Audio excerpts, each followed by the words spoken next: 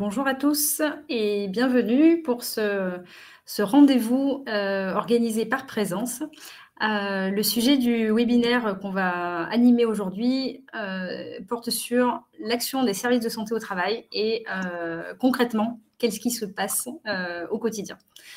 Je suis accompagnée aujourd'hui par plusieurs personnes. On va faire un petit tour de table. Moi-même, pour me présenter, Céline Fage, je dirige un service de santé au travail sur Grenoble. Et vu que ce webinaire est organisé au niveau régional, je vais laisser mes collègues se présenter. On verrait qu'ils viennent d'autres endroits. Florence. Bonjour à tous, Florence Dessals, je suis médecin du travail au service SMI 38, donc en Isère. Gaspard Gravier, je suis responsable du pôle prévention et ergonome à l'ISC 43, donc dans le département de la Haute-Loire. Responsable des assistants et conseillers en prévention de la Gémetra sur Lyon et sa région. Nathalie Perrault, chargée de communication au service de santé au travail de l'Allier dans le 03. Et donc, je serai votre interlocutrice sur le chat durant ce webinaire. Donc, n'hésitez pas à poser vos questions ou vos remarques sur le chat. On vous lira en direct. Merci pour ce tour d'écran. Et donc voilà, comme vous le savez, nous avons 45 minutes de présentation et un quart d'heure qu'on réservera pour les questions-réponses. Donc voilà, comme vient de le dire Nathalie, n'hésitez pas à poser vos questions dans le chat et nous y apporterons des réponses.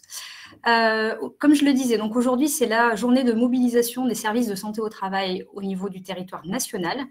Et en région, nous avons fait le choix au niveau Auvergne-Rhône-Alpes de repréciser et de clarifier ce que nous faisons concrètement au quotidien pour les entreprises qui adhèrent à nos différents services de santé.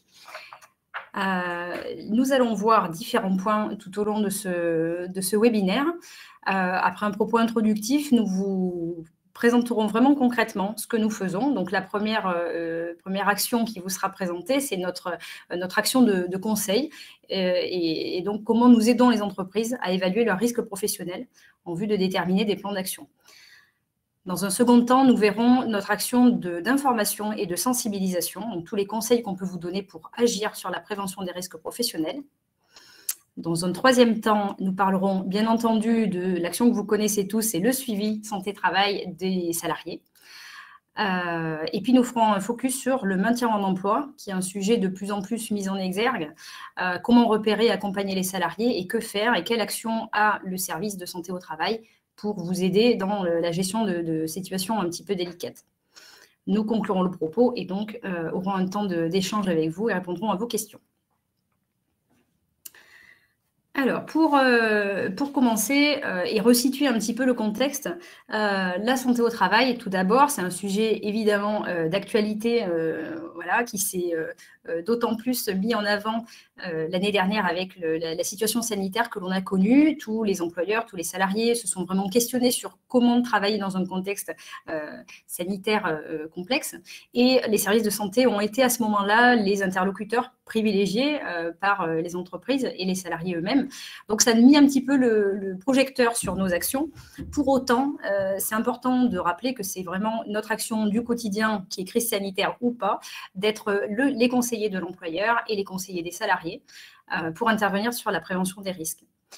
Cet été, le 2 août, il y a une loi qui est parue, qui est venue modifier déjà l'appellation des services de santé au travail, qui deviennent des services de prévention et de santé au travail. L'idée est bien de renforcer la prévention et également de décloisonner la santé publique et la santé au travail. Donc, il va y avoir dans les mois à venir différents décrets, bien sûr, d'application. Vous verrez qu'on communiquera évidemment pour faire évoluer notre action. Mais dès à présent, c'est important qu'on clarifie ce qu'on fait. Et cette volonté, elle est là depuis plusieurs années. Présence a déjà organisé des rencontres santé-travail de ce type, hein, ça fait plusieurs années. Et donc, encore une fois, voilà, ça nous paraissait important de vous expliquer qu'est-ce qui se cache derrière la cotisation, puisque vous savez tous que vous payez une cotisation pour chacun de vos salariés. Mais qu'est-ce qu'il y a derrière ? Tout le monde pense à l'action du médecin du travail, mais ce n'est pas seulement lui qui travaille, il y a tout plein d'équipes pluridisciplinaires et de professionnels de santé et intervenants en prévention des risques. Donc voilà, c'est vraiment ça qu'on voulait partager avec vous cet après-midi. Plus précisément peut-être sur le réseau Présence. pour que vous ayez une vision globale, même si l'idée n'est pas de s'apesantir trop là-dessus. Mais voilà, au niveau région Auvergne-Rhône-Alpes, donc c'est 12 départements qui sont concernés, 31 services de prévention et de santé au travail, et ça représente à peu près 450 médecins et un peu plus de 1000 intervenants dans les équipes pluridisciplinaires. On parle ici des infirmiers, des assistantes bien sûr et secrétaires médicales et des intervenants en prévention des risques professionnels. Donc ça fait un certain nombre de personnes qui ont du temps à vous accorder et qui doivent vous accorder du temps pour vous aider à cheminer sur le chemin pas forcément facile de la prévention et de la préservation de la santé des salariés. De votre côté entreprise, côté salarié et employeur, vous représentez sur la région Auvergne-Rhône-Alpes à peu près 200 000 entreprises, donc un peu plus de 2 millions de salariés suivis. À noter que la spécificité des services de prévention et de santé au travail interentreprises, c'est que 95% de nos adhérents sont de toutes petites entreprises, moins de 50 salariés, parfois et bien souvent moins de 20 salariés. Nous suivons tout type de secteur d'activité et nous voulons être présents sur le terrain et faire un travail de proximité avec vous. C'est vraiment ça qu'on veut mettre en avant. Voilà, je crois que j'ai à peu près présenté dans les grandes lignes quel était le sujet. Encore une fois, vous êtes autour de l'écran, vous pouvez être salarié, vous pouvez être employeur. Notre action, elle est à viser de vous deux catégories de personnes. Donc, les services de prévention et de santé au travail suivent les salariés, on va le voir, mais on a aussi cette mission de conseiller de l'employeur tout au long de la vie de l'entreprise. Donc, c'est important de le savoir. Je ne vais pas détailler le schéma parce que ça va être fait tout au long des témoignages, mais en tout cas, n'hésitez pas à réagir par rapport à ça, hein, encore une fois, en posant vos questions dans le chat. Je vais maintenant passer la parole à Laurent, qui va nous présenter une action concrète pour aider les entreprises à évaluer les risques. Merci, Laurent. L'une des missions des SPSTI, c'est d'aider toutes les entreprises à évaluer les risques professionnels en vue de leur plan d'action. Cette aide, en fait, s'articule autour de 2 démarches. Tout d'abord, la réalisation de la fiche d'entreprise, et puis, dans un second temps, un accompagnement à la réalisation du document unique et de son plan d'action. Je vais tout d'abord vous parler de la fiche d'entreprise. Donc, il s'agit d'un document obligatoire pour les SPSTI et les médecins du travail. Ce document regroupe en fait un ensemble d'informations concernant votre entreprise qui va de votre activité, une descriptif rapide de vos locaux et puis une première identification des risques. Ce document il est réalisé par les professionnels de la prévention des SPSTI, qui sont les assistants, les techniciens en santé et sécurité au travail. Cette démarche est intéressante dans votre évaluation des risques pour plusieurs points. Tout d'abord, c'est un premier contact avec l'adhérent, qui sont les professionnels de la prévention qui vont dans votre société, qui vont échanger avec vous et qui vont visiter vos locaux. Ce sera l'occasion pour nous de faire un premier repérage des risques dans les conditions réelles de travail, donc en observant vos salariés dans leur activité. Et nous pourrons, à ce moment-là, vous apporter un regard extérieur et des conseils d'experts sur les préventions déjà existantes. Une fois le document réalisé, une version vous sera envoyée pour vous guider dans vos démarches de prévention. Et une deuxième version sera conservée au sein du SPSTI et ça permettra de faciliter le suivi médical de vos salariés. Enfin, lors de cette visite, ce sera l'occasion pour nous aussi, en fonction des situations observées, de vous proposer des accompagnements qui sont présents dans notre offre de service. La fiche d'entreprise sera associée à votre entreprise tout au long de votre adhésion au SPSTI et le document pourra être mis à jour si vous avez un changement d'activité, de nouveaux aménagements dans vos locaux ou même sur demande. Parlons à présent du document unique. Outre son aspect réglementaire, c'est avant tout la pièce centrale de votre démarche de prévention. En effet, il s'agit d'un outil qui vous permet un suivi, une traçabilité de toutes vos démarches de prévention. L'outil est divisé en 2 parties, une évaluation des risques et un plan d'action. Contrairement à la fiche d'entreprise, qui est une démarche systématique puisqu'obligatoire pour les SPSTI, l'accompagnement au document unique se fait sur demande. Donc, c'est à vous de nous solliciter pour que nous vous accompagnions dans cette démarche. Voyons tout d'abord l'évaluation des risques. Alors, lorsque vous faites une évaluation des risques, la première étape, c'est d'identifier tous les risques présents au sein de votre société, c'est-à-dire de faire une liste exhaustive de tous les risques présents dans votre entreprise.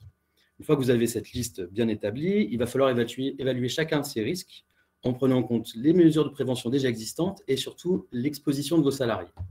Enfin, une fois ces 2 étapes réalisées, il faudra définir les mesures de prévention restant à mettre en place pour supprimer ou réduire les risques encore présents.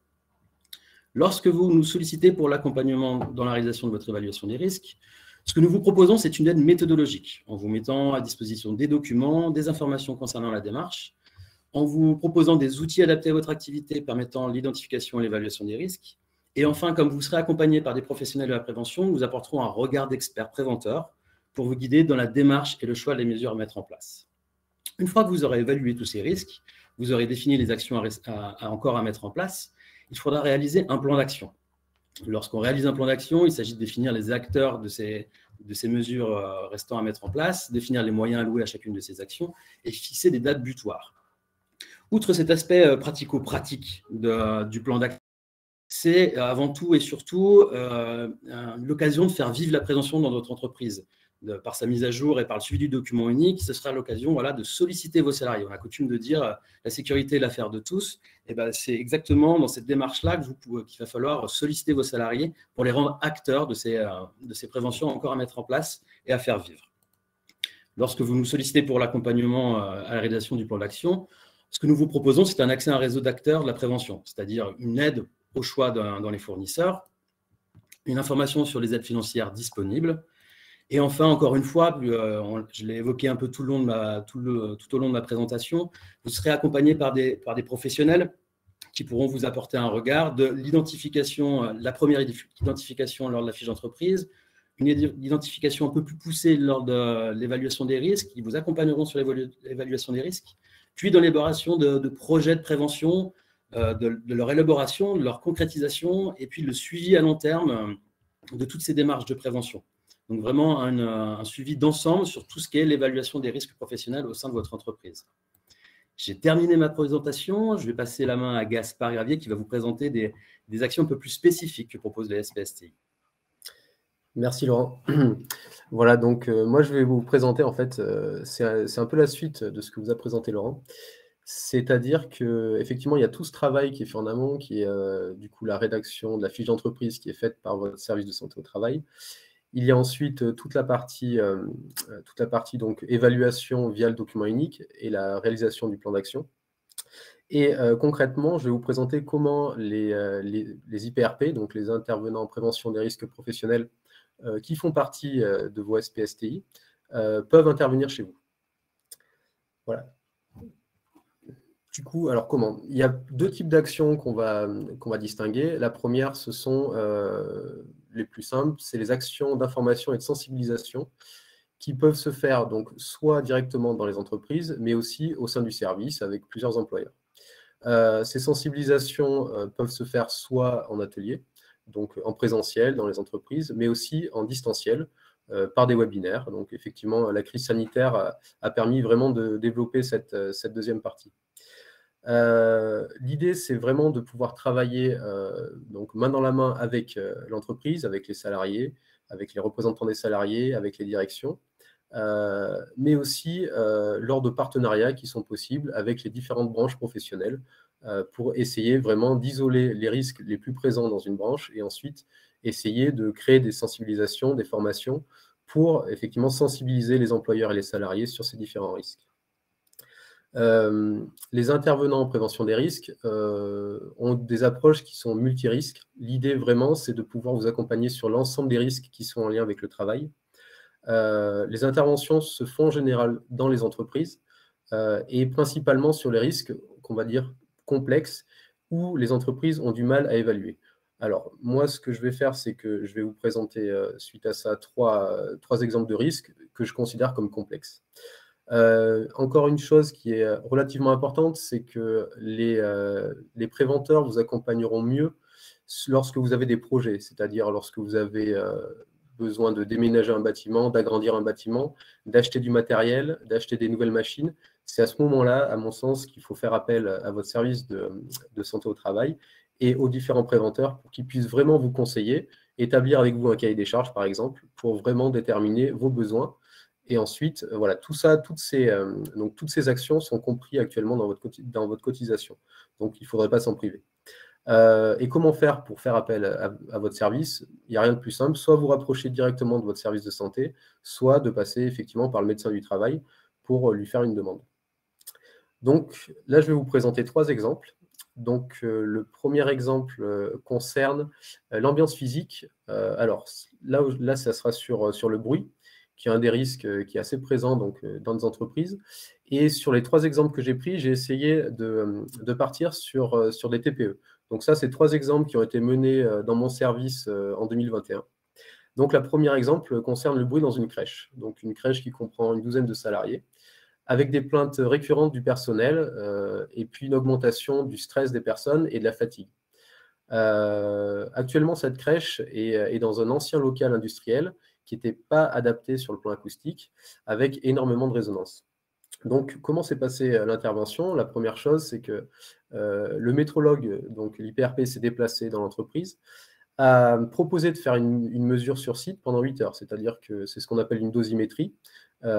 L'idée, c'était voilà, de mettre un capteur de bruit sur la personne pendant 8 heures, et suite à ça, de vraiment objectiver, de savoir exactement à quoi était exposée la personne. Effectivement, par rapport aux normes, on va dire qu'au-dessus de 80 décibels, c'est à ce moment-là qu'il faut vraiment agir.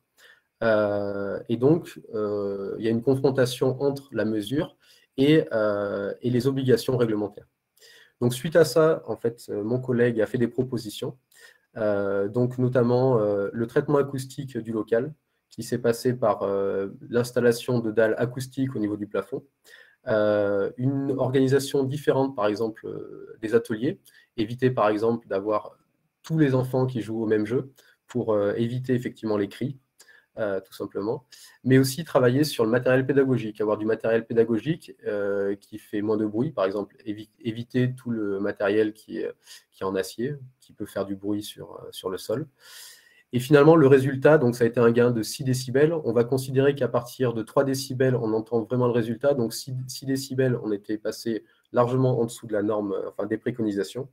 Et effectivement, le retour qu'on avait pu avoir des salariés était assez gratifiant, puisque effectivement, il y a eu vraiment un avant et un après lorsque cette action a été mise en place. Je vais vous présenter donc un deuxième exemple, donc encore une fois sur un risque complexe, qui est le risque chimique. Donc là, c'était dans un salon de coiffure, et finalement, c'était une demande qui a été faite par le médecin du travail, puisqu'elle avait vu donc une personne lors d'une visite médicale qui se plaignait d'une pathologie respiratoire qui potentiellement était d'origine professionnelle. Donc la personne était actuellement en arrêt, et donc le médecin a contacté le chef d'entreprise qui a bien voulu faire intervenir donc un toxicologue pour faire une analyse. Cette analyse s'est passée en plusieurs temps. Donc déjà, il y a eu un aménagement temporaire du poste par le responsable pour que la personne soit moins exposée aux produits. Donc, par exemple, en évitant de faire les colorations, qui était un des produits suspectés. Ensuite, il y a eu une analyse de l'ensemble des produits qui étaient utilisés par la personne. Et notamment, on s'est rendu compte, enfin, mon collègue s'est rendu compte qu'il y avait des produits qui étaient sous forme de pâte et d'autres qui étaient sous forme de poudre, pour les balayages notamment. Le problème avec les poudres, c'est qu'il y a une volatilité qui est assez importante et donc une propagation du produit, puisqu'il est volatile, dans l'ensemble de l'espace qui pouvait justement affecter cette personne. Il y a eu aussi une vérification des systèmes de ventilation pour voir si effectivement les ventilations qui étaient mises en place dans l'atelier de préparation étaient suffisantes. Et donc, au niveau des préconisations, effectivement, l'idée, ça a été vraiment de conseiller à l'employeur de partir uniquement sur des produits sous forme de pâte, éviter tout ce qui était poudre pour éviter effectivement toutes les émissions atmosphériques, améliorer le système de ventilation qui était présent, déjà par l'installation d'un bras aspirant pour aspirer au plus près de la source les produits chimiques, et aussi augmenter l'arrivée d'air pour avoir une meilleure extraction. La mise en place d'une sorbonne de laboratoire qui était dédiée aux espaces de préparation. Et suite à cette première action, il y a eu un ergonome qui est intervenu pour améliorer l'implantation de l'arrière-boutique avec l'ensemble des préconisations qui avaient été faites par le toxicologue. Voilà. Et finalement, les résultats ont été qu'à la fin, la personne a pu revenir travailler. Et lors de la seconde visite médicale, on avait constaté qu'il y avait une nette amélioration au niveau de ses problèmes respiratoires. Voilà, je vais terminer sur un dernier exemple qui a été fait donc, dans le milieu agroalimentaire, dans une microbrasserie, sur une opération qui était simple, qui était l'évacuation des drèches. Donc en fait, les drèches, ce sont les céréales qui sont utilisées pour fabriquer la bière. Donc voilà, il s'agissait d'une petite structure qui comprenait 2 salariés, qui a eu une croissance très importante sur les 2 dernières années, puisque il y a 2 ans en arrière, il y avait uniquement donc, le responsable de l'entreprise et sa femme qui travaillaient. Et suite à l'augmentation des ventes, ils ont embauché 2 personnes. Ils ont donc vu la croissance, ils ont eu vraiment des difficultés, ce qui est encore quelque chose qu'on trouve, et pas forcément uniquement dans les TPE, mais même aussi dans les PME. Une difficulté de trouver du temps pour vraiment avoir une réflexion sur ces questions de prévention des risques. Et donc, il a eu l'idée de faire appel à son service de santé au travail. La problématique, en fait, datait pas d'hier, puisque déjà le chef d'entreprise avait des problèmes de dos. Et effectivement, son salarié qui avait repris un petit peu ces tâches-là, lui aussi se plaignait depuis quelques mois de mal de dos suite à cette opération qui est vraiment, donc on voit un petit peu les photos sur le côté, c'est donc à l'appel l'évacuation manuelle en fait de toutes les céréales qui représentent environ 400 kg 2 fois par jour à évacuer. L'intervention s'est passée en 2 temps. Donc déjà, il y a eu une observation qui a été faite sur le lieu de travail. Donc on a fait des vidéos pour analyser les gestes, les postures de la personne, mais aussi analyser l'organisation, comment était fait le travail, voir aussi avec l'employeur quelles étaient ses capacités pour investir dans du nouveau matériel. Et il y a une recherche de solutions qui s'est fait donc à la fois avec le chef d'entreprise, mais aussi avec les salariés. Et donc, on est parti sur une intervention qui se déroule encore en 3 temps, avec une solution à court terme, à moindre coût, une solution donc, qui consiste finalement à évacuer l'ensemble de ces céréales avec ce qu'on appelle une chaussette qu'on va mettre dans la cuve de préparation. Et à l'aide d'un gerbeur, on pourra évacuer l'ensemble de ces céréales. La suite, on est en cours actuellement, on fait des devis pour transformer ça sur un panier en inox qui justement permettrait de fiabiliser un petit peu plus la préparation. Et finalement, l'idée sur le long terme, ça va être de changer carrément la cuve de préparation pour avoir une cuve automatique. Donc on le voit sur la photo tout en bas, qui permet de se mettre à hauteur et d'évacuer très simplement l'ensemble des drèches. Voilà. Ce qui a été intéressant sur cette étude, c'est que finalement, on avait été appelé pour une opération simple et que l'idée, c'était l'accompagnement va continuer, puisque récemment, on a été appelé pour travailler sur d'autres tâches qui étaient problématiques, notamment l'embouteillage qui se fait encore à la main et l'opération de concassage du grain, où là aussi, il y avait pas mal de manutention. L'idée aussi, ça a été de former donc, le responsable de l'entreprise au management de la prévention, lui donner quelques clés, par exemple, lorsqu'on choisit un outil, effectivement, de pouvoir en discuter avec ses salariés. Donc ça aussi, c'est des démarches qui sont en cours. Et l'idée, voilà, c'est encore une fois d'intervenir en amont dès la conception des locaux, puisqu'ils pensent déménager dans quelques temps, pour effectivement choisir le matériel, non pas uniquement sur une question de budget, même si c'est important, mais aussi d'intégrer les questions de prévention à l'intérieur. Voilà ces 3 exemples. Donc, si vous avez des questions, on pourra en discuter après. Je vais laisser la place à Florence qui va nous parler donc, du suivi individuel et adapté de l'état de santé de tous les travailleurs. Merci Gaspard. Donc effectivement, moi je vais vous redétailler un petit peu ce suivi individuel de l'état de santé des salariés de manière à ce que vous ayez des informations qui soient simples mais claires. Donc ce qui est très important de comprendre, c'est que ce suivi individuel de l'état de santé des salariés, il est réalisé grâce à une équipe pluridisciplinaire qui est coordonnée par le médecin du travail, mais qui va collaborer avec des assistantes en santé-travail, avec des infirmières qui sont formées à la santé au travail, également avec un pôle de prévention dont on vient de voir en partie les activités qui pouvaient être proposées. Pour certains services de santé au travail, on peut également avoir des cellules de maintien en emploi dont on rediscutera par la suite. Et puis, on a également tout un tas d'interlocuteurs externes comme Cap Emploi, la Maison départementale de l'autonomie, les médecins généralistes et spécialistes, des assistantes sociales, la CARTAT, la DRITS, enfin tout un tas de personnes qui nous épaulent du coup dans ce travail. Donc, la plupart des salariés sont vus en suivi individuel par, en principe, des infirmières formées en santé-travail et qui vont réaliser des visites d'information et de prévention qui sont, pour la visite initiale, réalisées dans les 3 mois qui suivent la prise effective du poste. L'intérêt de cette visite est d'interroger le salarié sur son état de santé, de l'informer sur les éventuels risques auxquels il est exposé de par son poste de travail, sensibiliser le salarié sur les moyens de prévention qu'il peut mettre en œuvre, mais également de réorienter, si besoin, vers le médecin du travail un salarié qui aurait des difficultés en lien avec son poste de travail. L'infirmière va également informer le salarié sur les modalités de suivi, à savoir que les visites d'information et de prévention sont réalisées au maximum tous les 5 ans, mais que cette périodicité, elle est à l'initiative du médecin du travail qui peut décider de la raccourcir. À l'issue de cette visite, une attestation est délivrée au salarié et à son employeur.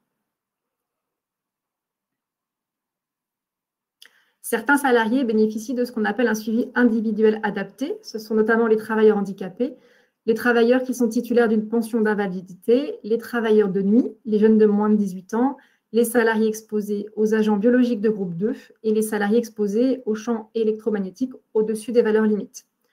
La visite est à nouveau une visite d'information et de prévention. Cette fois-ci, elle va être réalisée avant l'affectation au poste et la périodicité varie de 3 à 5 ans en fonction des cas. Enfin, certains salariés bénéficient d'un suivi individuel renforcé lorsqu'ils sont exposés à l'amiante, au plomb, aux agents cancérogènes, mutagènes ou reprotoxiques, aux agents biologiques de groupe 3 et 4, au rayonnement ionisant, au risque hyperbare ou en cas de risque de chute de hauteur lors des opérations de montage et de démontage des échafaudages. L'examen médical d'aptitude est réalisé avant l'affectation au poste de travail. Il va être en alternance avec les infirmières réalisé donc, tous les 2 ans et tous les 4 ans du coup pour le médecin du travail qui établira à ce moment-là un avis d'aptitude. Donc, vous avez bien compris, c'est un travail qui va être en équipe avec en grande partie des visites réalisées par les infirmières en santé-travail. L'avis du médecin du travail va intervenir sur les visites de reprise, dont on va reparler après. La visite de pré-reprise, on va en reparler également, mais il faut savoir qu'elle peut être à l'initiative du salarié, du médecin traitant, du médecin conseil, mais pas de l'employeur. Il peut y avoir également des visites occasionnelles à l'initiative du salarié, de l'employeur ou du médecin du travail. Et l'avis du médecin du travail va intervenir également en cas de réorientation de certains salariés par l'infirmière. Donc, la visite de reprise, elle intervient après un congé de maternité, après une absence pour cause de maladie professionnelle ou après un arrêt de travail supérieur à 30 jours, notamment dans le cadre des accidents du travail, mais également dans le cadre des maladies. L'intérêt de cette visite, c'est de vérifier la compatibilité du poste de travail et notamment de proposer, si besoin, un reclassement ou de faire des propositions d'aménagement à l'employeur. Potentiellement, cette visite de reprise, elle peut également aboutir sur une inaptitude. La reprise, elle est effectuée 8 jours après la reprise effective du salarié sur son poste de travail. Le médecin du travail peut également prescrire des examens complémentaires, notamment lorsqu'il va falloir déterminer une compatibilité entre l'état de santé du salarié et son poste de travail, mais également pour dépister des maladies professionnelles ou des maladies qui pourraient être dangereuses pour l'entourage du salarié. Donc, on va faire un petit focus sur la prévention liée à la désinsertion professionnelle, c'est-à-dire le maintien en emploi. C'est un sujet qui se développe de plus en plus et on va voir notamment dans quel cadre on peut accompagner certains salariés. Donc, ce qu'il faut comprendre, c'est que les services de prévention et santé-travail font du maintien en emploi. L'ensemble des personnes qui travaillent dans les équipes pluridisciplinaires travaillent pour le maintien en emploi des salariés, puisque les services de prévention et santé au travail sont là pour conseiller l'employeur, le travailleur et les représentants sur les dispositions et les mesures qui peuvent être nécessaires pour prévenir ou réduire la désinsertion professionnelle et contribuer au maintien dans l'emploi. Et donc, c'est dans ce cadre-là que certains services de santé au travail mettent en œuvre au jour d'aujourd'hui des cellules de prévention de la désinsertion professionnelle. Donc, pour revenir sur la visite de pré-reprise, cette visite, elle est forcément réalisée pendant un arrêt de travail. Ouais. cet arrêt de travail, il doit être au moins de 3 mois. L'intérêt de la visite de pré-reprise, c'est d'échanger avec le médecin du travail sur une problématique de santé, sur un handicap qui pourrait entraver la reprise de travail du salarié. Donc, le médecin du travail va évaluer si le poste de travail est compatible et il va préconiser des aménagements ou un reclassement ou une formation professionnelle aux salariés. Cette visite, donc, elle peut être demandée soit par le médecin, soit par le salarié, pardon, soit par le médecin traitant ou par le médecin conseil de la sécurité sociale. Donc, je vais vous montrer 2 exemples de salariés qui ont été accompagnés par des cellules de prévention de la désinsertion professionnelle, de manière à avoir une petite idée du type d'accompagnement. Une salariée de 39 ans qui travaille dans le secteur de la chaussure, une salariée qui est arrivée à l'âge de 21 ans en France et qui, du coup, avait des difficultés pour la langue française, autant sur le parler que l'écrit. Malheureusement, cette salariée va présenter une pathologie qui va rendre impossible la reprise de travail sur son poste et malheureusement, pas de reclassement possible dans l'entreprise. Elle va donc être accompagnée par la cellule de maintien en emploi et orientée vers un prestataire extérieur qui va pouvoir lui réaliser un test de niveau en français et une formation à la langue française écrite et parlée. Et la cellule de maintien en emploi va l'accompagner sur la rédaction de son CV et de sa lettre de motivation. On va possiblement aussi proposer à cette salariée un essai encadré dans une autre entreprise, dans le sens où ces problématiques de santé vont peut-être rendre difficile le fait de trouver un nouvel emploi.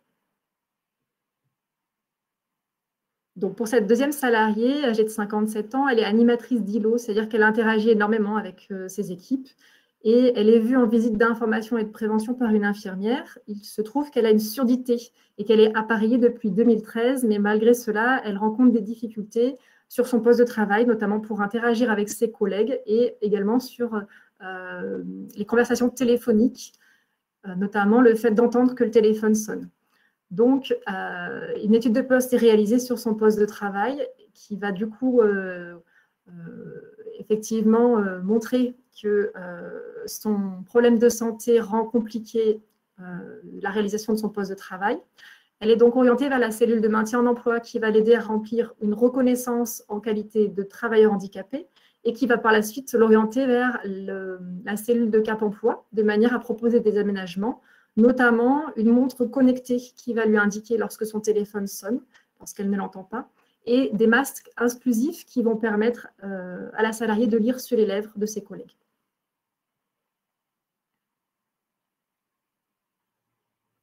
Alors, un petit point donc sur l'essai encadré. L'essai encadré, c'est un essai qui permet de tester la capacité du salarié à reprendre soit sur son ancien poste, soit sur un nouveau poste, ou éventuellement des aménagements possibles, ou enfin de préparer sur une reconversion professionnelle. Cet essai encadré, il a forcément lieu pendant un arrêt de travail.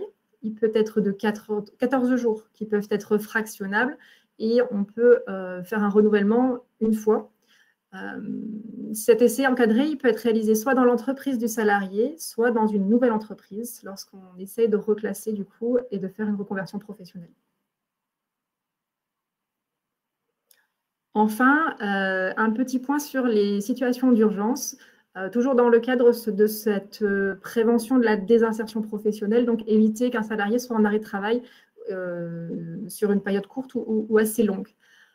Lorsque, dans une entreprise, on va avoir des événements graves, notamment des suicides de collaborateurs ou des braquages, des prises d'otages ou un accident grave, bien sûr que la première chose est de prévenir du coup les secours et de gérer l'urgence, mais il est très important de prévenir également son service de santé au travail, de manière à ce que le médecin du travail puisse accompagner l'employeur, puisse revoir si besoin certains salariés, et pour certains services de santé au travail qui sont dotés de psychologues, pourquoi pas proposer un accompagnement via un psychologue auprès des salariés qui en auraient besoin et auprès de l'employeur, de manière à prévenir les effets négatifs dus à la survenue de cet événement, c'est-à-dire notamment un risque d'arrêt de travail qui peut durer un petit peu longtemps au vu des événements qui peuvent être graves. Voilà, je repasse la main du coup à Céline. Merci Florence. Merci à tous. Je trouve que c'est bien parce qu'on n'a pas fait trop long et à la fois je vois que dans le chat il y a pas mal de questions qui ont été soulevées et dont certaines nécessitent vraiment d'être reprises et redirigées, voilà, que ce soit à Gaspard, à Laurent ou à Florence. Donc on va passer du temps un petit peu là-dessus. Juste voilà, le dernier mot, en fait, je crois que c'est important de vous redire que tout ce qui a été présenté là, c'est vraiment du concret. On voulait vraiment vous donner des exemples très précis de ce qu'on fait au quotidien. Et tout ça, c'est compris dans la cotisation que vous payez déjà. Donc, aujourd'hui, nous avons des effectifs conséquents, beaucoup d'entreprises, hein, on le citait tout à l'heure, beaucoup d'entreprises suivies par les services de santé au travail, beaucoup de salariés suivis par les équipes pluridisciplinaires. Donc, on ne peut pas être partout et bien sûr, on fait notre maximum, mais ce n'est pas toujours simple. Donc, forcément, c'est aussi à vous d'être proactif et de nous interpeller si vous avez des questions, si vous avez des projets, si vous avez un besoin d'accompagnement très spécifique. Voilà, décrochez votre téléphone et prenez contact avec nous. On trouvera le moyen de vous apporter des réponses. On essaye, nous, d'être vraiment en prévention, c'est-à-dire de développer justement notre offre en venant davantage à la rencontre de nos entreprises. Dès leur adhésion, on essaye de déployer tout ça. Mais ce n'est pas facile parce que voilà, c'est beaucoup de très petites entreprises et voilà, on a du mal à être partout à la fois. Voilà, en tous les cas, merci pour votre écoute. Je crois qu'on a eu alors des questions. Je me suis noté des questions. Alors sur les aides financières, j'ai répondu dans le chat en indiquant les liens vers le site de la CARSAT. Je ne sais pas, est-ce que Laurent, tu veux redire un mot puisque c'était toi qui l'a évoqué tout à l'heure. Si tu veux redire un mot sur ces aides financières proposées par la CARSAT. En fait, il existe plusieurs propositions d'aide financière qui sont proposées par la CARSAT. Alors, il faut se rapprocher de la CARSAT dont on dépend, parce que les aides sont un peu en fonction de la CARSAT, dont vous dépendez du coup. Et elles sont variées, ça va de l'accompagnement à des projets spécifiques. Donc, il y a toujours des critères à l'accessibilité, hein, évidemment, donc qui vont dépendre de votre effectif de salariés, de votre projet et de votre position par rapport à la prévention de manière générale, où vous en êtes, et ça donnera accès à des aides financières, puis après des aides financières beaucoup plus larges qui s'incluent dans une démarche donc sur plusieurs domaines, qui vont du risque chimique aux troubles musculo-squelettiques, etc., qui sont vraiment très, très larges et qui vont être sur des équipements innovants, sur des recherches qui donc du coup vont encore une fois avoir des critères d'accès, mais qui vont vraiment s'axer sur tout ce qui est nouvelles technologies, sur des nouveaux équipements, etc. Donc, c'est des offres très variées. Après, comme je le disais, il faut se rapprocher des CARSAT dont vous dépendez, puisqu'en fonction des CARSAT, il n'y aura pas les mêmes offres et pas les mêmes disponibilités. Merci Laurent pour ces précisions. La fiche d'entreprise a soulevé quelques questions également. Est-ce qu'elle est obligatoire? Est-ce qu'elle est conseillée? Est-ce que c'est à l'entreprise de la demander au service de santé au travail ou est-ce qu'elle va arriver de façon systématique dans toutes nos entreprises?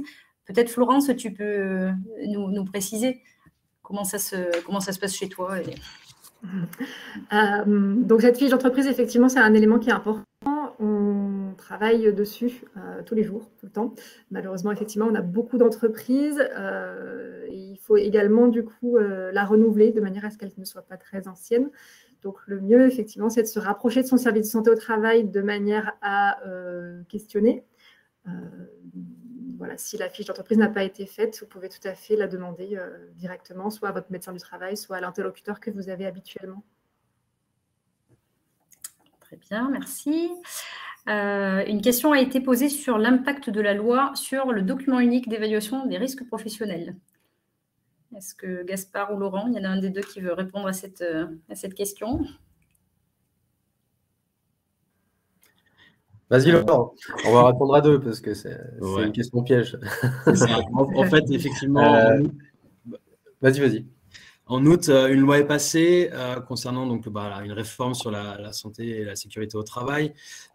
Effectivement, elle apporte un peu de renouveau sur le document unique, notamment le fait de devoir conserver les versions anciennes, ce genre de choses. Après, on attend toujours les décrets pour être vraiment dans la précision de l'application de cette loi qui est très générale comme toute loi. Et donc, on n'a pas encore de précision de comment ça va s'appliquer, de comment ça va s'articuler, de comment ça va s'organiser. C'est pour ça qu'on l'évoque. Je ne l'ai pas évoqué beaucoup non plus. Voilà, c'est que pour l'instant, on est dans l'attente. On sait que l'idée, en tout cas, on s'oriente sur une nécessité de traçabilité des versions précédente. C'est-à-dire quand on fait une mise à jour, il faut garder la version précédente pour qu'il y ait une visibilité là-dessus. Après, le comment, quelle durée, etc., tout ça reste encore à définir et on attend les décrets pour avoir plus de précision. Je ne sais pas s'il y a quelque chose à rajouter. Alors, il me semble aussi qu'il réaffirme la nécessité d'avoir un plan d'action, ce qui était déjà le cas sur les documents uniques, mais qui n'était pas tout le temps fait par les entreprises. Et donc, il a été précisé dans cette loi qu'effectivement, les plans d'action devraient être faits et présents dans les documents uniques. Il faut savoir quand même que le document unique est une obligation depuis 2001, donc aucune entreprise ne devrait pas, enfin, toutes les entreprises devraient l'avoir. Et c'est vrai que c'est un document qui peut être complexe. Et à mon sens, et c'est ce qu'avait dit Laurent, c'est que la fiche d'entreprise est vraiment une des premières étapes qui peut vraiment vous aider pour soit une remise à jour, soit une construction de votre document unique. Le document unique, encore une fois, c'est vraiment 2 étapes. Il y a d'abord l'évaluation dans un premier temps et la mise en place d'un plan d'action. L'évaluation vous permet de voir les risques qui sont les plus importants dans votre structure par l'évaluation et derrière de vous diriger vers les risques qui sont les plus présents et les plus importants pour mettre en place et pour éditer votre plan d'action. Donc voilà, n'hésitez pas encore une fois à vous rapprocher de vos équipes qui sont dédiées à ça, au niveau de vos services de santé et de prévention au travail. Merci, messieurs. Une question a été posée sur la gestion des risques lorsque les salariés sont en télétravail ou en situation de coworking. Alors, je peux apporter une partie de la réponse. Il y a eu des travaux qui ont été assez intéressants, qui ont été faits par l'ANACT. Je vous invite à aller les voir dessus. L'INRS et l'ANACT sont 2 sources assez importantes où on retrouve pas mal d'informations. Mais effectivement, il y a aussi pas mal de services de santé au travail qui avaient développé, dont nous on fait partie, développé des brochures pour justement essayer de vous donner quelques conseils pour comment garder du lien avec vos équipes, comment, alors ne serait-ce que le lien entre le salarié et le manager, par exemple, éviter tous les risques qui sont liés à l'isolement, etc. Et toutes ces questions-là, en fait, c'est des questions qui sont assez nouvelles. Et en fait, de plus en plus, on peut apporter des réponses. Alors après, moi, j'ai pas de recette qui est toute faite. Il faudrait faire une petite analyse déjà de savoir où vous en êtes au niveau de la prévention, de savoir comment est gérée en interne la prévention. Et ensuite, derrière, il y a forcément des réponses des réponses et des améliorations qui pourront vous être apportées. Mais l'intérêt, encore une fois, de faire appel aux préventeurs, aux médecins, c'est vraiment qu'à chaque fois, on essaie de faire du sur-mesure. On essaie de prendre l'entreprise là où elle en est au niveau de la prévention pour les amener un peu plus loin. Et effectivement, les risques qui sont en lien avec le travail chez les personnes est un des risques, bien sûr, à prendre en compte et sur lequel on peut agir. Voilà. Merci. Je ne sais pas si vous voulez rajouter d'autres choses. Bon, je crois que c'était très bien répondu. Merci. Peut-être mettre dans le chat le lien à INRS ANACT pour… Oui, bien sûr. Voilà, super. Alors après, on a quelques questions qui concernent Florence, particulièrement sur le suivi santé-travail. Alors, je lis, les visites médicales ont une validité légale de 5 ans. Jusqu'à maintenant, nous avions des visites tous les 2 ans. La médecine du travail a pris du retard. Nous avons plus de 20 salariés pour lesquels les visites ne sont plus valables. Qu'en est-il, docteur ? Donc, comme j'ai expliqué tout à l'heure, il y a des périodicités différentes, effectivement, en fonction des salariés et en fonction du type de suivi, qui peut être maximum 5 ans et du coup qui va être différent en fonction de l'exposition des salariés.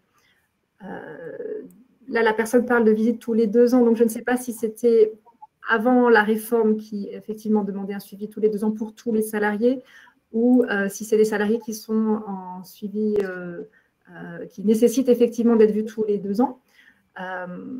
Effectivement, on a des difficultés malheureusement liées au fait qu'il n'y a pas assez de médecins du travail. L'intérêt est donc de travailler avec les infirmières de santé-travail. Donc, je ne sais pas si c'est un service qui en bénéficie ou pas. Là encore, le mieux, c'est quand même de se rapprocher de son service de prévention santé-travail de manière à échanger sur ce retard et voir qu'est-ce qui peut être apporté comme solution. Notamment, est-ce qu'une infirmière en santé-travail peut voir les salariés? Je compléterai en disant effectivement que de plus en plus ce qui se voit, et là c'est vraiment, je parle sur tout le territoire, rares sont les services qui débordent de médecins, soyons très clairs.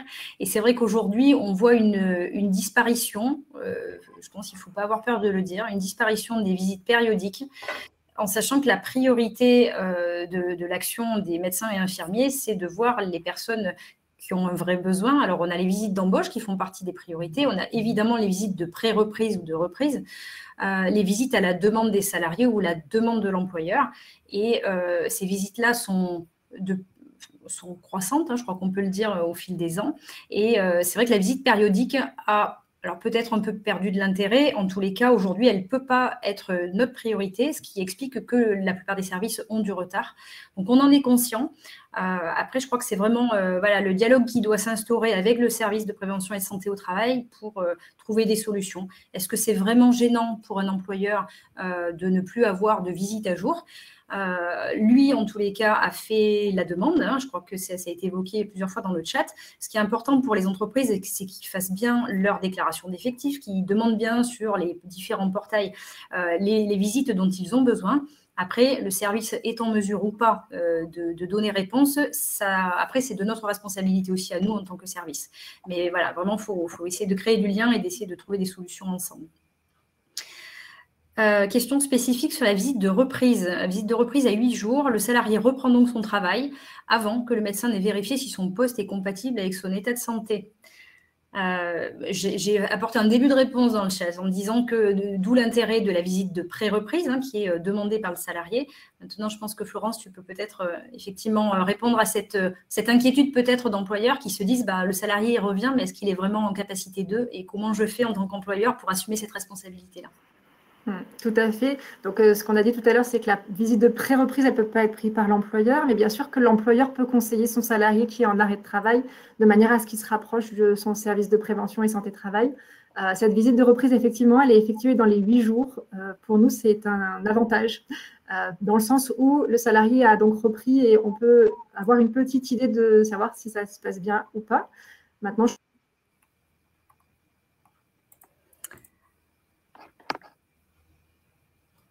Merci.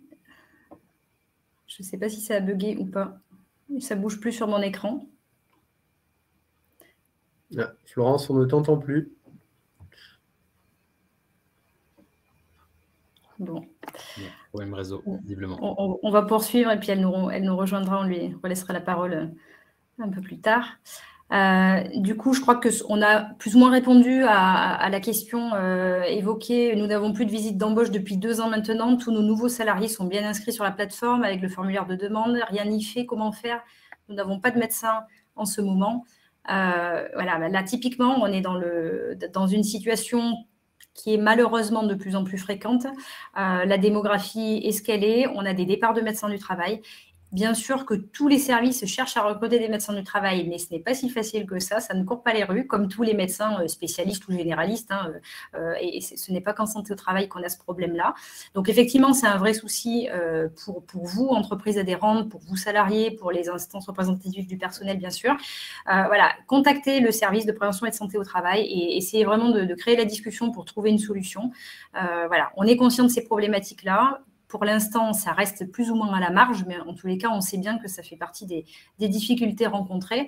Et on voit bien hein, que au fil du temps, la réglementation a évolué. Et aujourd'hui, c'est vrai qu'on se repose aussi sur les équipes pluridisciplinaires pour faire aussi une partie du travail que le médecin n'a plus forcément le temps de faire compte tenu du volume de salariés qu'il a à suivre.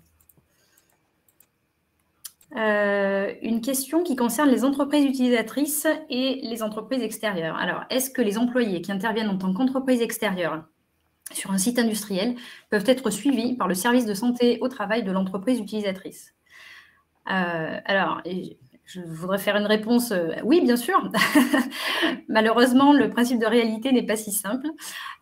Oui, les textes aujourd'hui prévoient qu'il est possible que ce soit les intérimaires ou les entreprises extérieures puissent être suivis par le service de santé au travail de l'entreprise utilisatrice. Quand on parle de service de santé au travail de l'entreprise utilisatrice, on est souvent sur un service qu'on dit autonome, à la différence des services santé au travail inter-entreprise. Et ça signifie en fait que pour mettre ça en place, il faut passer une convention. Et malheureusement, la réalité, c'est que les entreprises utilisatrices ne sont pas toujours partantes pour cette convention-là. C'est quelque chose qui a été réévoqué dans la loi du 2 août. Donc, je pense que c'est vraiment un axe de travail pour tous d'ailleurs, hein, pour les uns et les autres, pour les services de prévention et de santé au travail, mais aussi pour vous, entreprises adhérentes, ou entreprises extérieures ou agences d'intérim, etc. Je pense qu'il y a un travail à faire là-dessus pour faire en sorte de redonner de la cohérence. En tous les cas, ça paraît assez intéressant que le suivi soit réalisé par l'entreprise utilisatrice parce qu'il y a une connaissance des postes, il y a une connaissance des risques et forcément, on est quand même au bon endroit pour parler du suivi santé-travail des salariés. Est-ce qu'on a autre chose? Alors oui, là, ça nécessiterait qu'on ait récupéré Florence. Tu es revenue? Oui, c'est merveilleux. Je suis revenue, désolée. Merci. On a une question qui finalement va dans la suite de ce que tu étais en train de dire, je pense. Si le salarié reprend son poste avant la visite de reprise ou sous 8 jours et se blesse au travail, que se passe-t-il? Alors, malheureusement, on ne peut pas éviter ce type d'accident. Il faut savoir que l'employeur, il est dans les clous, dans le sens où par contre, il faut effectivement qu'il ait fait la demande de la visite, ça c'est sûr, mais le salarié, il n'y a pas de problématique dans le sens où le salarié n'est vu que le 8e jour, par exemple. Donc, effectivement, c'est quelque chose qui peut arriver, mais l'employeur ne sera pas tenu pour responsable. Et alors, du coup, je ne sais pas si vous avez eu la fin de mon explication, mais voilà, un employeur qui est vraiment inquiet pour son salarié dans le sens où il pense que le salarié ne pourra pas reprendre son poste de travail. La meilleure des choses, c'est de prévenir le service de prévention et santé-travail de manière à ce qu'on essaye de le mettre le plus rapidement possible. On essaie de s'arranger. Et si ce n'est pas possible, soit de le mettre en congé ou en tout cas de le faire reprendre sur un poste allégé dans un premier temps. Mais le mieux, c'est quand même de se rapprocher de son service de prévention. On essaye toujours de faire au mieux. Je crois qu'en fait, c'est ça, il faut prendre conscience que le discours, on essaye de le personnaliser au maximum et qu'il y a des règles générales et puis derrière, après, il y a les cas un petit peu individuels et face à des urgences, des situations exceptionnelles ou des choses qui vraiment vous posent souci, on met en place des solutions. Certains l'ont bien compris et du coup, des fois, ils ont tendance à être très chronophages vis-à-vis du service. Donc, moi, j'ai tendance plutôt à inviter vraiment l'ensemble de nos entreprises adhérentes à avoir cette même attitude parce qu'on est là pour tous. La cotisation, elle est mutualisée à l'échelle du service et c'est vrai que ça ne serait pas juste qu'on soit toujours chez les mêmes et jamais chez les autres. Et donc, aujourd'hui, je crois que c'est vraiment ça. Voilà. Appelez-nous, prenez contact et puis on discute et on voit ce qu'il est possible de mettre en place. Une question qui est, la dernière question qui a été posée, est-ce que notre responsabilité est engagée si nous n'avons pas de visite d'embauche mais que les salariés sont bien inscrits et que le formulaire de demande de visite a bien été fait? Voilà, en tant qu'employeur, vous avez fait votre travail et nous sommes en difficulté, mais nous avons aussi nos responsabilités. Il y a une traçabilité de votre demande, donc vous avez fait votre partie. Après, si nous, on n'est pas au rendez-vous, et ben, tant pis pour nous. Mais voilà, c'est vrai que c'est un petit peu comme ça que ça se passe aujourd'hui. Dans notre entreprise, en cas de doute, nous mettons nos salariés en absence indemnisée jusqu'à la visite de reprise. Effectivement, j'avais déjà entendu parler de ça. Florence, je ne sais pas si c'est quelque chose qui peut être conseillé aussi. Oui, tout à fait. Certaines entreprises le font systématiquement. Après, je comprends que les employeurs parfois soient inquiets. Donc, d'où l'intérêt quand un salarié est en arrêt de travail depuis longtemps et surtout si le salarié manifeste une difficulté à reprendre, de lui conseiller de venir en pré-reprise pendant son arrêt de travail. Alors, par contre, il est vrai qu'il ne faut pas qu'il attende le jeudi pour la reprise le lundi, parce que malheureusement, 48 heures avant la reprise, on ne peut pas faire grand-chose et on ne peut pas beaucoup échanger avec l'employeur et l'employeur ne peut pas non plus beaucoup s'organiser. Donc, il faut que cette visite elle soit faite au minimum une semaine à l'avance. Mais c'est vraiment l'intérêt de cette visite de pré-reprise. Je crois pouvoir dire quand même que de façon générale, un des grands secrets de la prévention, c'est la communication et les bonnes relations établies entre employeurs, salariés et instances représentatives du personnel. C'est-à-dire que plus on va créer du lien, créer de l'échange et être dans la discussion, plus on va réussir à anticiper ces situations-là. Un salarié qui est en arrêt, si on ne lui donne pas de nouvelles et qu'on n'en prend pas pendant tout son arrêt, forcément, à la reprise, ça va être compliqué. Mais ça va être compliqué pour le salarié comme pour l'employeur. Et on ne peut pas, effectivement, ce que dit Florence, interpeller le médecin du travail le lundi matin à 8 h pour lui dire, écoutez, mon salarié revient, qu'est-ce que je fais? C'est vraiment un travail qui doit se préparer. C'est un peu du cousu humain. Mais voilà, on a vraiment tout intérêt à réfléchir ça. Donc, dans les entreprises de taille plus importante, voilà, il y a des instances qui sont vraiment spécifiques où le sujet peut être abordé. Dans les petites entreprises, on ne doit pas s'empêcher de discuter aussi de ces choses-là. Et il y a peut-être des démarches ou des choses à réfléchir vraiment en amont pour savoir comment gérer ces situations-là. Mais c'est vrai que c'est un premier pas en fait dans le maintien en emploi et la prévention de la désinsertion professionnelle. Donc, je pense qu'on a vraiment tout intérêt à ça. On a des réactions du coup. S'il y a visite de pré-reprise à la demande du salarié, y a-t-il aussi visite de reprise et l'entreprise en est-elle informée? Alors oui. Donc, oui, ce qui est important de comprendre, c'est que donc, la pré-reprise, le salarié n'a pas d'obligation d'informer son employeur qu'il est venu voir le médecin du travail. L'information, elle a lieu quand on veut aménager le poste, mais il n'y a pas d'obligation.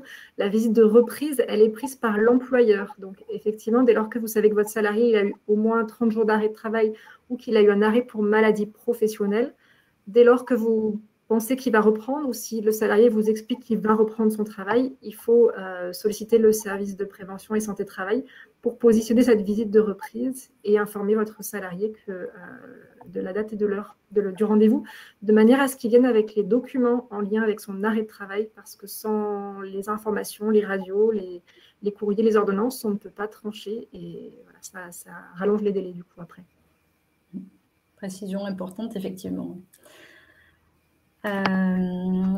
Bonjour, dans notre entreprise, nous avons différents services de santé au travail. Le document unique et la fiche d'entreprise doivent-ils être réalisés pour chaque établissement?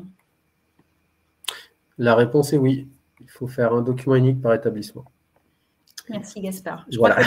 Là, on touche du doigt une des difficultés aujourd'hui que rencontrent les entreprises, qui sont disséminées à plusieurs endroits sur l'ensemble du territoire. C'est vrai qu'aujourd'hui, l'absence de cohésion, d'interopérabilité, on peut utiliser tous les termes qu'on veut, mais c'est vrai qu'aujourd'hui, voilà, une entreprise est susceptible d'avoir 4 ou 5 médecins du travail différents parce qu'elle a différents sites. Et donc, c'est vrai que ça veut dire aujourd'hui, parce que l'offre de service n'est pas forcément toujours la même d'un service à l'autre, ça peut vouloir dire déjà des cotisations qui ne sont pas au même prix et donc derrière un service rendu qui n'est pas forcément strictement identique. Donc ça, on est conscient que ça fait partie des choses qui sont un petit peu difficiles à gérer pour vous. Voilà. Mais c'est aussi pour ça qu'il existe présence et qu'on travaille de façon concertée au niveau régional, mais aussi au niveau national pour essayer d'uniformiser un petit peu notre façon d'agir. Je crois qu'on est arrivé au bout des questions, des réactions. Non, mais évidemment. Il nous reste 1 minute 56. Alors, qu'est-ce qu'on a comme question? Quid des visites médicales de saisonniers? Ah, c'est intéressant, les fameuses AFP. On va pouvoir en parler. Alors, visites médicales de saisonniers, donc stations de ski, qui ont des risques au travail, CACES, travail de nuit, habilitation électrique. Est-ce les mêmes normes pour eux? Florence, voilà. Alors, personnellement, étant un peu plus des montagnes, je n'ai pas de saisonnier, donc ce n'est pas ma partie dont je suis la plus à l'aise pour répondre. Maintenant, on est d'accord que dès lors qu'il y a des risques, ils vont avoir les mêmes normes. Alors, je suppose que c'est en termes de suivi de salariés. Par contre, je peux répondre si tu veux, Florence. Oui, voilà, je veux bien. Nous, on a des entreprises, on a des montagnes chez nous. Donc, effectivement, voilà, le suivi santé-travail est presque le même. C'est-à-dire qu'à partir du moment où vous évoquez des risques au travail, tels que la conduite, travail de nuit, habilitation électrique, etc., il faut que vous déclariez vos salariés, qu'ils soient saisonniers ou pas, il faut que vous les déclariez en CIR, donc suivi individuel renforcé, et auquel cas, ils auront bien des visites médicales avec le médecin du travail. Après, pour ceux de vos salariés saisonniers qui ne sont pas exposés à des risques particuliers, eux, ils n'ont pas forcément de visite médicale, mais ils ont des actions de formation et de prévention. Donc là, ce sont des actions de sensibilisation qui peuvent être effectuées pour un collectif de salariés saisonniers sur différents thèmes. Là, c'est au bon vouloir de l'équipe pluridisciplinaire qui va intervenir. L'action de formation et de prévention, elle s'organise sur à peu près 1 heure avec des infirmiers ou préventeurs qui vont parler, échanger avec les salariés saisonniers. Et puis, il y aura délivrance d'une attestation de présence. Hein. Donc, ce n'est pas une attestation de visite, mais en tous les cas, elle remplace la visite médicale et a bien pour objet de parler de la prévention des risques professionnels. Mais pour tous ceux qui sont exposés à des risques, on est bien sur une visite avec un médecin du travail. On a un petit appel à l'aide d'une infirmière en santé au travail en entreprise qui se fout de son document unique. Alors, effectivement, Rachel, comme l'a dit Laurent, comme j'ai essayé de le dire, effectivement, même c'est presque une obligation des services de santé au travail maintenant de vous accompagner dans votre démarche, du document unique. Donc, n'hésitez pas à vous rapprocher. Et encore une fois, je dirais que le document unique, ce n'est pas qu'une obligation réglementaire. Alors, si, c'en est une, bien sûr. Mais l'idée, c'est de transformer cette obligation par vraiment un document qui vous permettra de piloter la prévention. Et vous aurez des gains derrière au niveau de la santé des salariés, mais aussi au niveau de la performance des entreprises. Il y a des très belles études qui ont été faites, notamment par la CARSAT et par Présence sur ces questions-là. Donc voilà, rapprochez-vous absolument de vos services de santé au travail. Ils ont des gens qui sont compétents pour vous accompagner, pour vous aider. Surtout, encore une fois, sur les risques. Hein. Vous n'avez pas forcément de dosimètre, par exemple, pour mesurer le bruit. La plupart des services de santé au travail sont équipés pour vous accompagner là-dessus. Donc surtout, n'hésitez pas à les appeler et à vous faire conseiller. Alors, je merci beaucoup pour ce retour, Gaspard. Une réaction par rapport aux salariés pour qui l'action de formation et de prévention ne serait pas très adaptée. Et je pense que c'est ça aussi qui servira de mot de la fin. Un salarié peut à tout moment demander une visite avec le médecin du travail. On n'a pas besoin d'attendre la périodicité X ou Y, on n'a pas besoin d'attendre 5 ans. À tout moment, tout salarié ou tout employeur peut demander une visite auprès du médecin du travail. Écoutez, voilà, je crois qu'on a tenu le timing. Il est temps de conclure. Un grand merci pour votre écoute et pour vos réactions et questions. Et puis, donc, dans les jours à venir, sur le site de Présence Auvergne-Rhône-Alpes, vous retrouverez ce super live avec le support et donc les slides. Merci beaucoup et très bonne fin de journée à chacun. Au revoir. Bonne journée. Au revoir. Bonne journée, au revoir.